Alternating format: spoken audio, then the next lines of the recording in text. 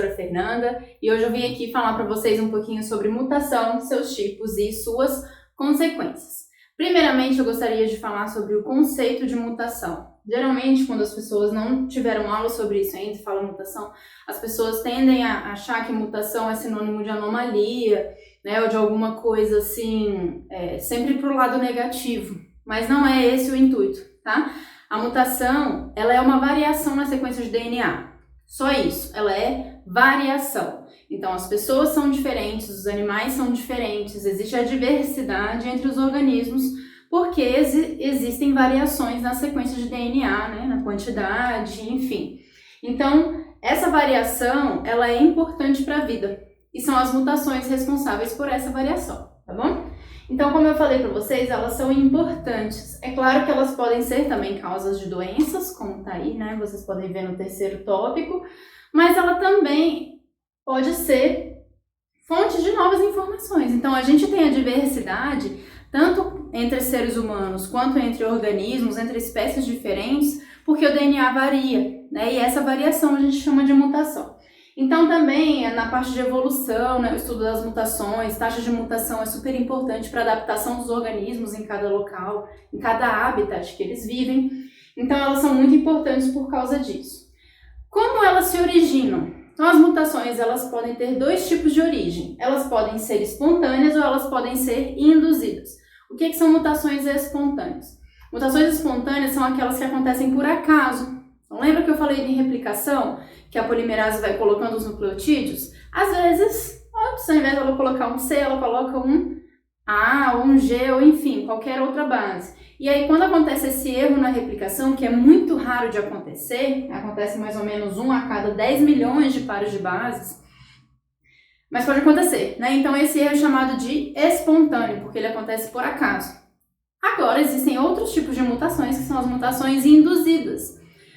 Por que induzidas? Porque existem alguns componentes externos que induzem uma célula a ter uma taxa de mutação maior do que o normal, como, por exemplo, os raios-x, raios ultravioleta, produtos químicos, tabaco, por exemplo, álcool. Então, existem algumas substâncias que induzem a mutação. Então, essas mutações são chamadas de induzidas, ok? As mutações têm duas categorias. Como eu já falei para vocês aqui, mutação é alteração na sequência de DNA, né? Então, aqui a gente classifica as mutações em duas categorias. Nós temos as mutações cromossômicas e nós temos as mutações gênicas. Essa classificação é por tamanho, tá? As mutações cromossômicas, elas vão afetar a estrutura dos cromossomos. Não é o tópico dessa aula, tá? Essas mutações cromossômicas raramente são passadas adiante, porque como são cromossômicas, elas são numa escala muito grande, e aí o indivíduo ele pode ficar, né, inviável, então pode acontecer um aborto antes desse indivíduo nascer, ou ele pode ser infértil, então raramente elas são passadas adiante, mas nós temos também as mutações gênicas, que aqui é o tema dessa aula, tá? Por isso eu coloquei essa seta vermelha aí. Então, são mutações menorzinhas, de pares de bases, tá? E aí afetam um gene só, por isso que é chamada de gênica. Então, é uma mutação que está dentro de um gene, e aí a gente já viu anteriormente que se afeta a sequência do gene, pode afetar a sequência do RNA e afeta a sequência da proteína. E se afetar a sequência da proteína, pode afetar a função dessa proteína. E aí é que está o X da questão, que interessa aqui pra gente, para a área de saúde, tá bom? Tipos de mutações. Então, nós temos, gente, basicamente 3 tipos de mutações. As substituições de nucleotídeos, os indels, que são inserções e deleções, e as repetições expandidas de nucleotídeos. Eu vou falar para vocês de cada um deles, tá? Vou começar falando da substituição de nucleotídeos. O que é substituição de nucleotídeo? Como o próprio nome diz, pode acontecer por erros na replicação, tá? E aí, o que acontece é que a enzima coloca o nucleotídeo errado, com a base errada. Né? Então, aquele pareamento que a gente conhece, que eu já falei para vocês, tem que estar sempre assim, né? Mas às vezes, a enzima comete um erro. Então, aqui, por exemplo, nessa figura, tem onde está com X aí, tem um G, a enzima deveria ter colocado um C, né? Só que ela colocou um T sem querer, e agora? E agora que na hora que esse DNA com esse erro for replicado novamente, e isso aqui, gente, ele pode ser reparado. Existem mecanismos de reparo ali dentro do núcleo, mas nem sempre ele funciona. Às vezes esse erro passa batido, infelizmente, tá? Então, na hora que esse DNA, desculpa, fosse se replicar, a fita cinza que está certa vai originar uma nova molécula do tipo selvagem, porque ela vai servir como um molde e o molde vai ser correto, né, na próxima replicação. Agora, a fita de baixo, que é a vermelhinha, está com aquele erro. Então, a fita molde vai conter, né, com a timina. Na hora que a polimerase for copiar, ela vai colocar uma adenina. Então, aqui a gente já vai ter um DNA com um nucleotídeo trocado ou substituído. Então, isso a gente chama de sequência mutante. Tipo selvagem, gente, é um termo em genética que quer dizer que ele não tem mutação. Aqui é o normal, digamos assim. Tá bom? Então, tipo selvagem é o oposto de mutante. Então, aqui a gente tem a sequência mutante, ou seja, é aquela que tem a mutação. Certo? Então, isso é substituição de nucleotídeos. Percebam que é uma escala muito pequena, tá? De um nucleotídeo só. Mas, gente, mesmo sendo uma mutação tão pequena, ela pode ter vários tipos de consequência, tá? Que a gente vai ver daqui a pouco.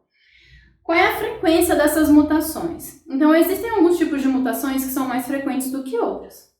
Por quê? Por causa da estrutura química. Então, a enzima, gente, ela consegue reconhecer uma citosina, uma timina, uma adenina, uma guanina. Só que a citosina e a timina, lembra que eu falei para vocês que elas são parecidas? E a adenina com a guanina também.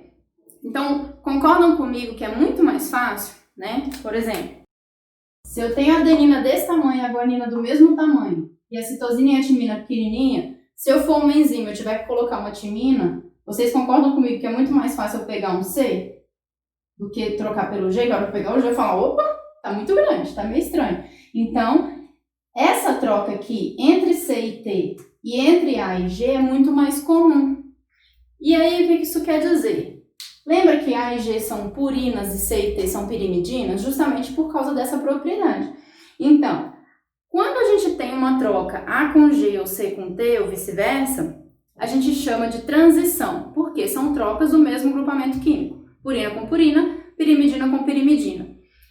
Fora isso, gente, se tiver uma troca de bases de classes diferentes, que é o que está aí nesse slide, essas setinhas de azul, significa que a gente teve uma transversão. Então, transição é a troca de bases da mesma classe e transversão é a troca de bases de classes diferentes. Então, as transições são muito mais frequentes do que as transversões. Por quê? Porque as bases de mesmo grupamento são mais similares entre si. Então, digamos assim, é mais fácil da enzima errar, tá bom? Por isso que elas são mais frequentes. E quais são as consequências das substituições de nucleotídeos? Percebam que é uma mutação muito pequena, mas mesmo assim podem ter consequências gravíssimas para o organismo, dependendo do local onde ela acontece. Então, essas substituições podem gerar 3 grupos de efeitos.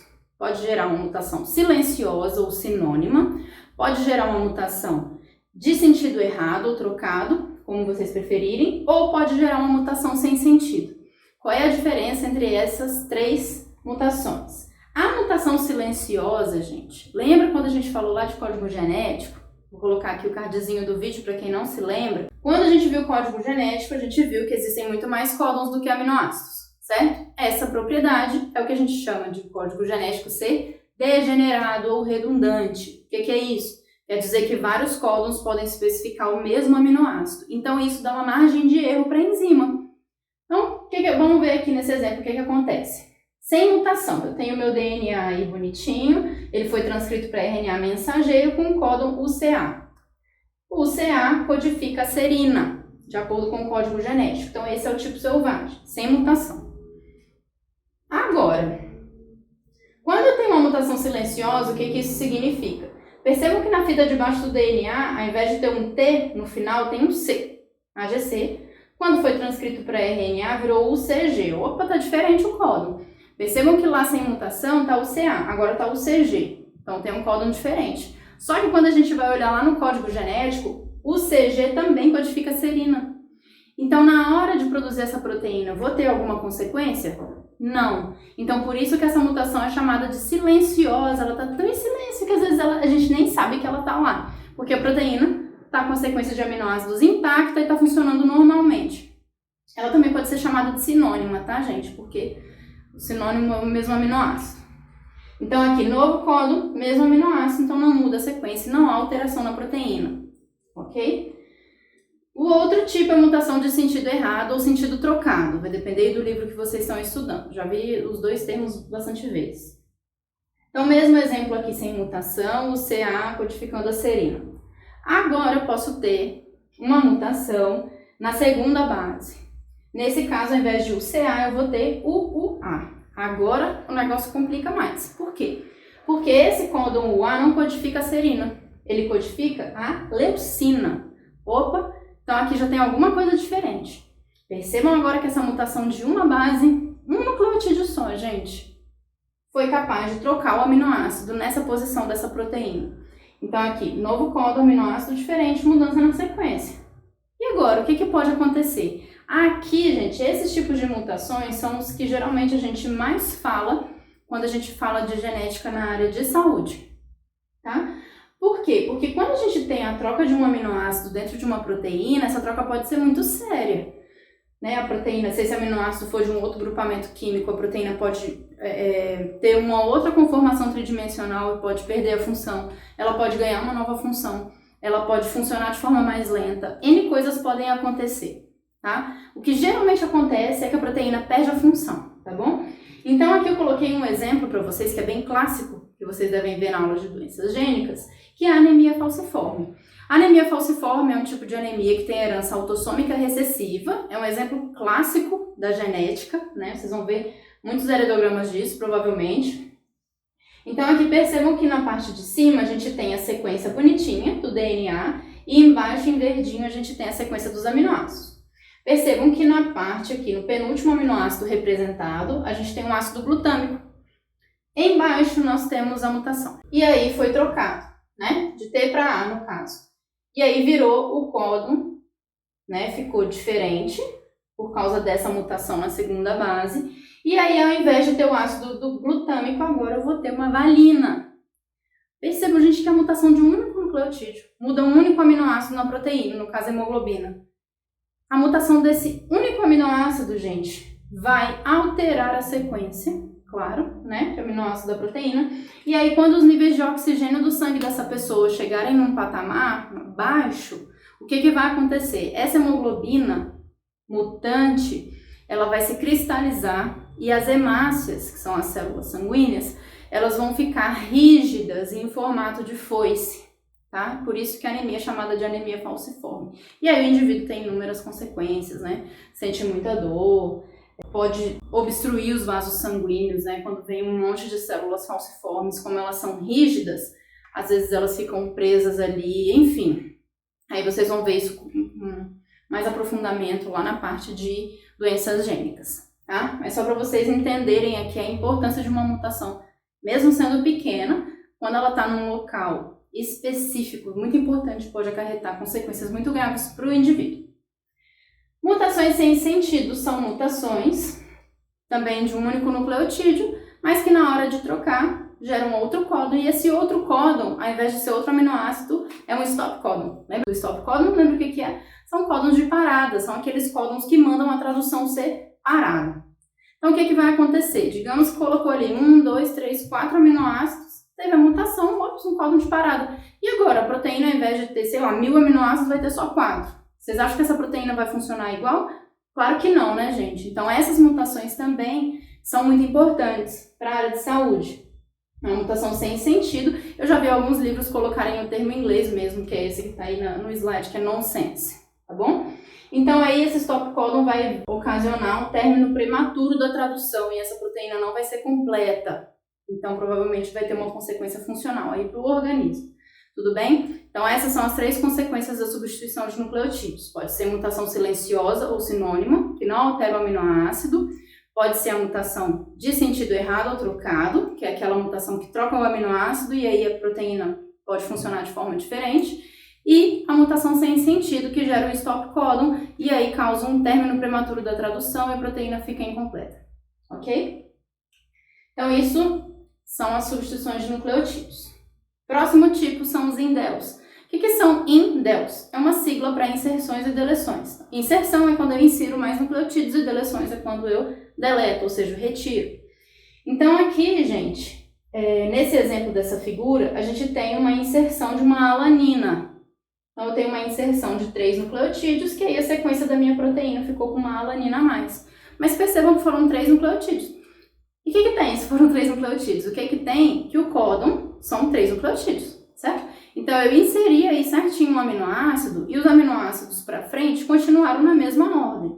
Então aqui, lembra que eu falei para vocês sobre matriz de leitura, que é o local onde começa a leitura para a tradução? Então, nesse caso a gente não mudou a matriz de leitura. Por que não mudou a matriz de leitura?